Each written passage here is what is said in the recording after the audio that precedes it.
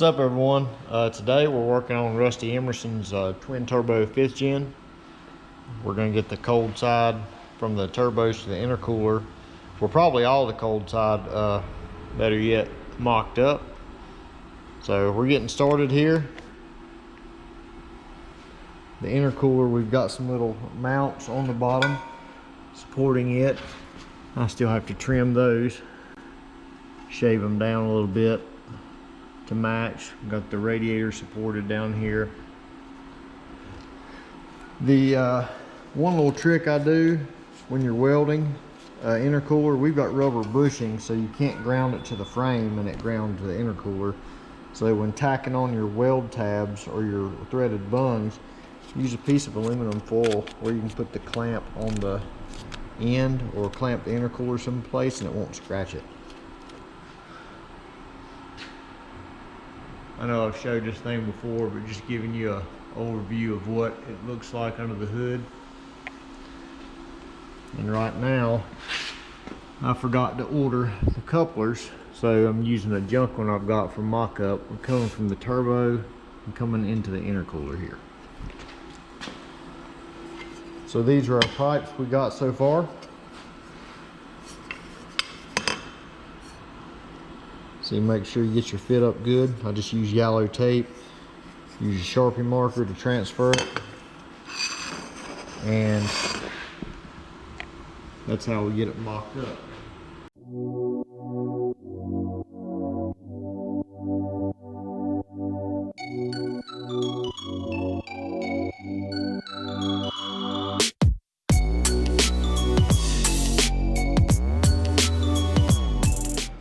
Alright, what we're going to do now is all the ends that are getting rolled, I'm not tacking them together yet because, like I said earlier, it'll be easier to roll individual pieces. I'm just going to take them apart.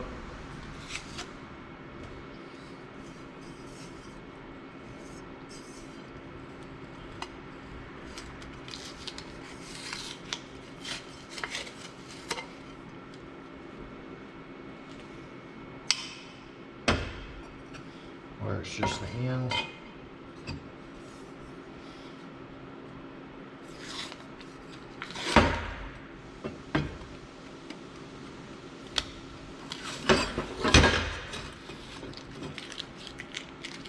And I assume most people know, but for the guys that are watching this, that don't fabricate stuff on a normal or on a regular basis, whenever you're lining things up, just make 3 marks. You can Sharpie, best way. The finer the tip, the better. Fat tips, sometimes you can be a little bit off if it's really sensitive to being super dead on. The fat tips will give you a little room for error, or more error, I guess, rather than a really fine tip. But the fine tips, they don't last too long, especially with this pipe, because it's got some grease and stuff on it. So this is our roll end, and this is our roll end. So I'm going to lay those together with the ones I go with, and I'll come back. I gotta take this call. Okay, we are back. So we're gonna roll these ends we're gonna put a pretty heavy bead roll on it because we don't want it blowing off. And you gotta watch doing it in a bend like this, because when it gets in here, especially on the roller is wide right here, and it'll try to ride up on the bend and it'll get it off the edge. So you really got to pay attention. That's why I like to do it the individual ends like this instead of trying to hold the whole pipe, because it'll try to wiggle off the edge right there. Sometimes you got to loosen it up a little bit to get through that section, just because it does get so tight.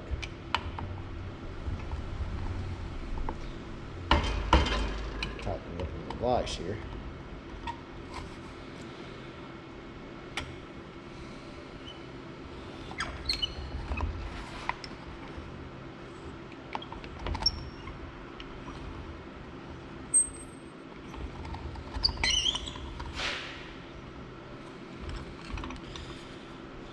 gonna start on this side.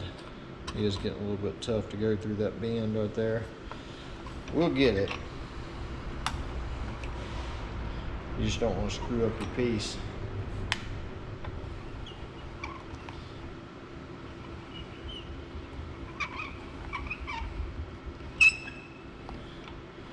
You'll have to tighten it extra on the outside of the bend because it's thinner, where the material is stretched in the bending process.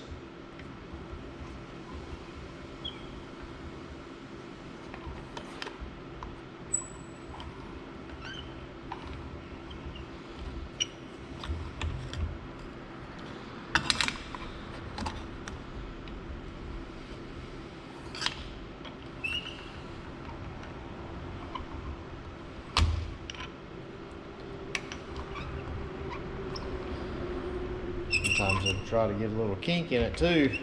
You gotta work that out.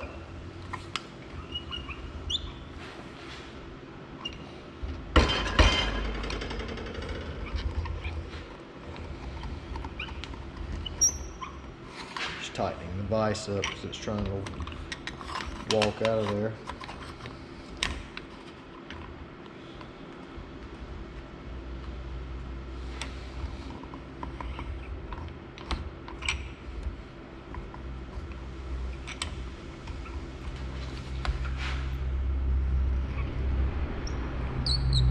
There we go. Took it a few tries to get through there.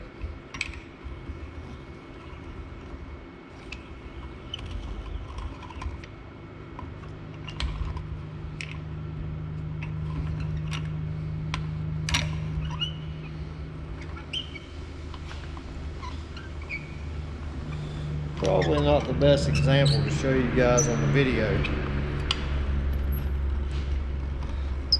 This is probably the hardest spot to roll an end, is whenever it's right in a bend like this.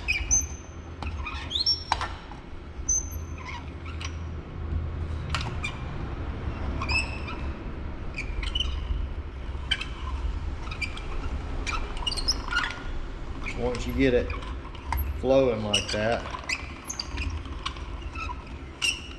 sometimes it helps just to go around several times at the same setting.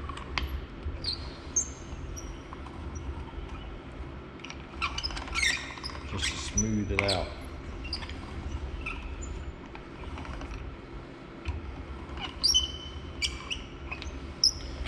Give it a little bit of extra in that thin part.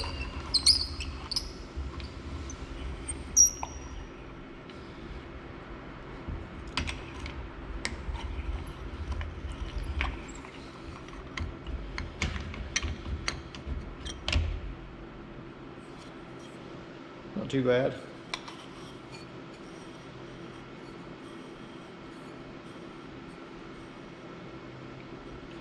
You're real good to get the clamped on there, and it's not going to come off of that.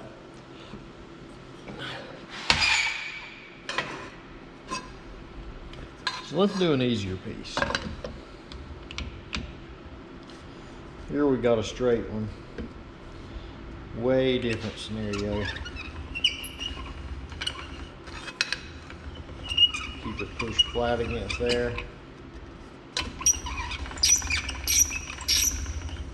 Make sure it don't suck the skin of your hand up and under the roller. You'll be backing off quick if it does.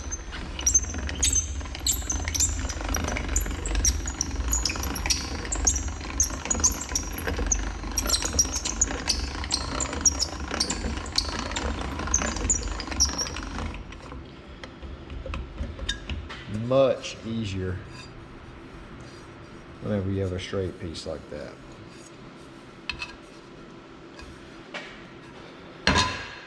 So let's do the rest.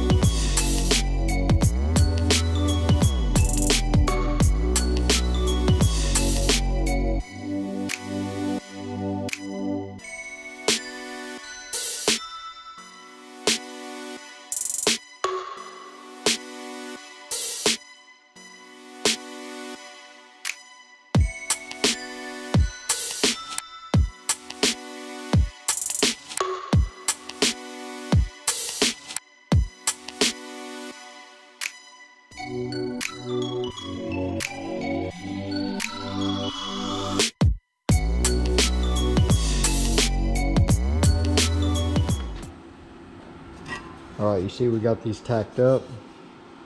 Usually do 3 tacks, just so when you're pulling on it and stuff, it doesn't break them apart. I just Scotch-Brighted the pipe all the way around. That's just for pictures I take in the shop and stuff. Gives it a better appearance, it all being the same. So we started on the top, and at first designing this, we was going to use a 30-degree bend right here because the throttle bodies are about 25 or 30 degrees down. But after getting the intercooler in the car, with how the radiator pipes come out the bottom, everything had to be raised up. So one of the things you really don't, even though you mock it up and stuff, you really sometimes overlook some things. So we ended up, we're using a straight piece, and it is got a 5-degree miter cut on the bottom, so it's pretty well square with the intercooler, and then it just goes straight up into the throttle body. So rather than use a bend here and have a cut and weld, it's going to look better to have a straight piece with no weld in there. So we're going to get the other side put in, and the mock-up as far as this goes will be complete. I'll set the camera here and see if I can knock it over. I say 5 degrees, it's about 8 degrees really. Now to get these on, if I can find the other coupler, no idea where it went. There it is.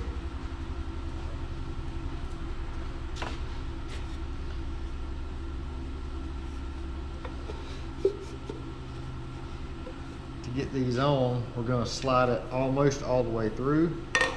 And then we're going to, well, I say that,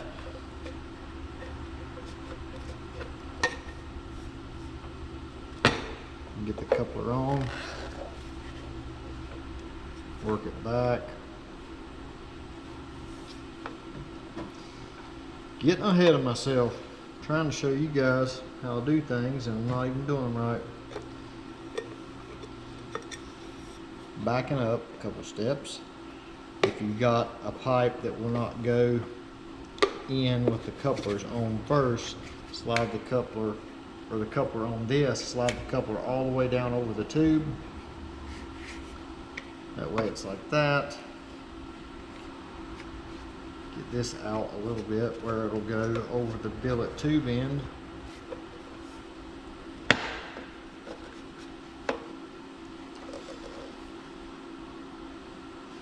And then slide this on like that.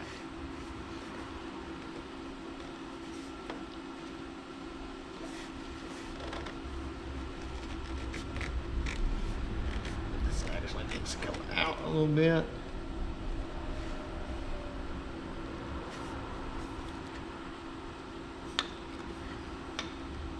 Okay, and that's it. When you feel inside of these, squeeze with your thumb, you can feel the end of the hose. The end of the hose, or the tube, is right here where it starts to transition up. You don't want it to end right here, because then your clamp's only going to be resting on about half of the actual tube, and when you start wrenching down on that T-bolt clamp, it's going to try to spit this tube out the back. So you want to have at least minimum of the width of that T-bolt clamp engagement up in the coupler. In the back, you see it's all the way back here. And I usually don't butt it against it. I know I did on the bottom, but that's because it's got a bunch of weld joints and it'll pull in a little bit. But if you butt it right against it like that, it's really It's really hard to get it in there sometimes unless you can do what I did here. So that's what it's going to look like. There, the camera standing in the way.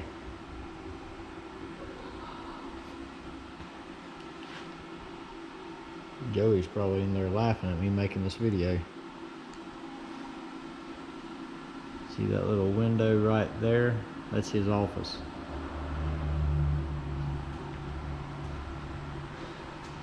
So the couplers didn't come today to mock up the bottom pipes. So that'll have to wait for another video and welding the blow-off valves on. I'm not going to weld these together until I get the blow-off valves, because if I have to change something, it's just a bunch of wasted time. Well, the blow-off valves are there, but until I get these mocked up and get the blow-off valves mounted in place.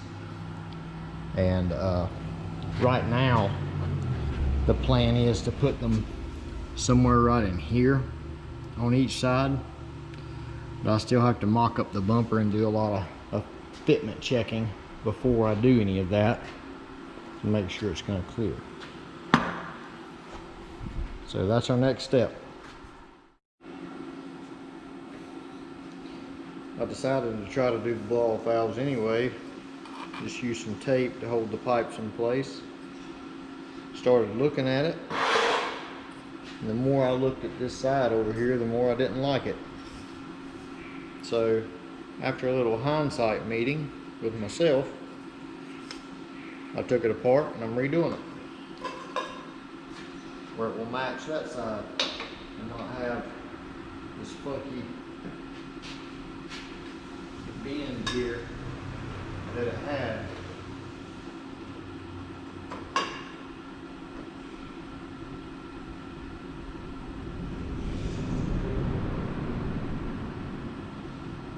It will be much nicer now and be a mirror image of the other side. Pull the pipe down, a couple marks on it.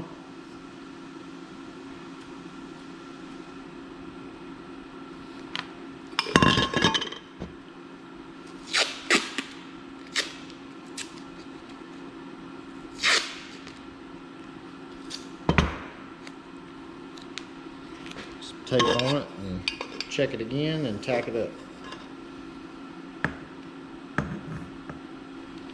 That's what you got to do sometimes. Look at it and look at it, and you put hours of work into something and then something just clicks in your brain.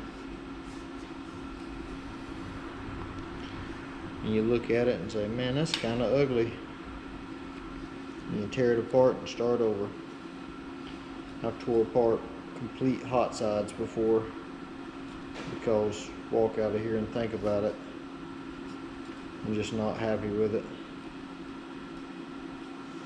But better to do it now before it leaves and it's in the customer's hands, because they're not going to bring it back. You're not going to get a second chance to fix what you screwed up.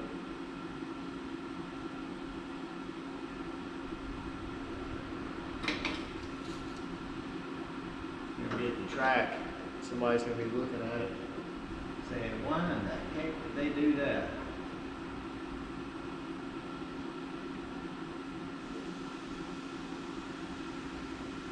But there, that is a lot better. We will tack these up right quick. Camera out of the way.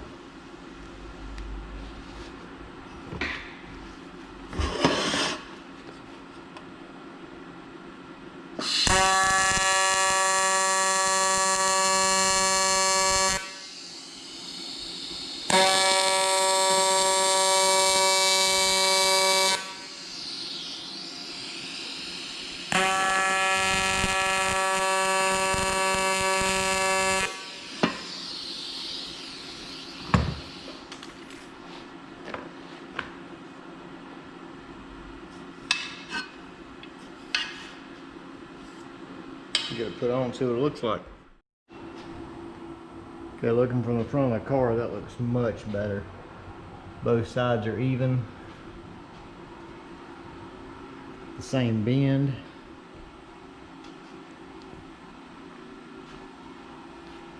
It's funny because the turbos are clocked two different ways, so I have to adjust the angle up in there a little bit to compensate. So we're going to mock up the blow-off valves again. I'm not sure if I'll put the original mock-up even in this video, but I did a time lapse of a bunch of wasted time just a little bit ago. So here we go.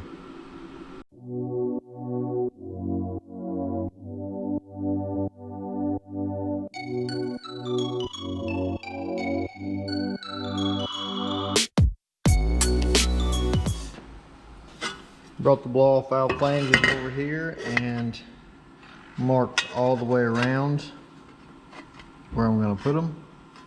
I believe this is a 2-inch hole saw I'm going to use. Depending on the size of the blow-off valve, sometimes I run the saw down through it after I tack the flange on, but this one is slightly undersized and I don't want to try to cram that whole saw down through that thing. So I'm just going to hit it in the center and we're going to go for it, and then we'll just set the flange on top and clean up the inside. So let's get to it.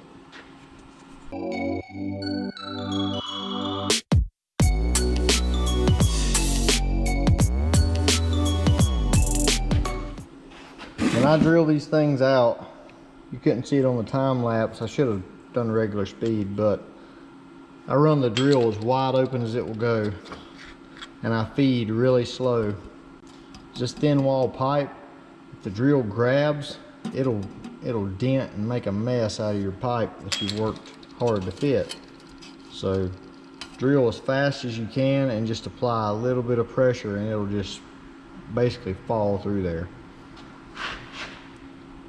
So now we're going to clean the inside of all of this up. You can see we can set the flange on there, and look there, we're not going to have to open it up any.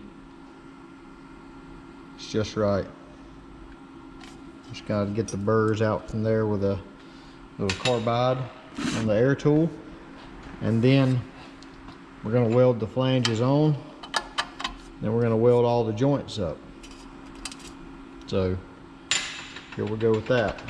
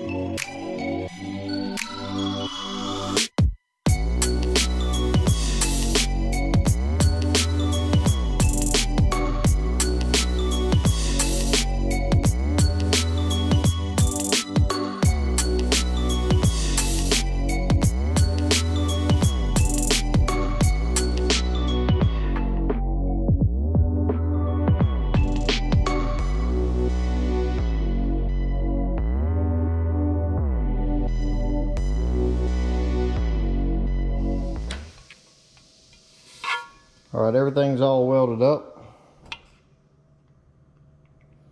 This one's already cooled down. That one is still cooling down.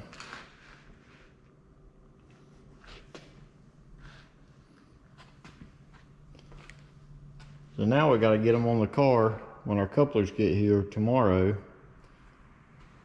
And we'll get them mocked up with the blow-off valves in place and see how they look. So that's been your cold side fabrication today. See ya.